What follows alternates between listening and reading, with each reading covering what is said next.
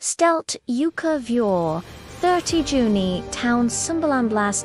mittenim tiefst plötzlich zerreiht, einblendend helles, Licht den Morgenhimmel, gefolgt von einem ohrenbettbenden Donner, ein Druckwell so gultig, dass sie über 2000 Quadratkilometer Wald einfach plattwolst, das ist ein Fletchgräser als ganz London.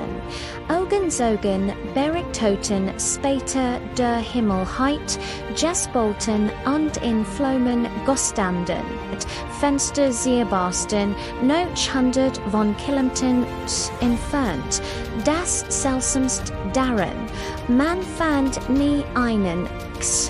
Wissenschaftler,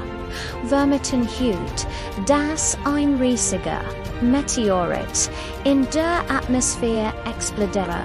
ist, das bis heute ranken sich die wildesten Theorien arm, das Uranus was war is die grote Explosion, der modernen Geschichte bleibt eins, der größten angelisten Rätsel unseres Planeten, was glott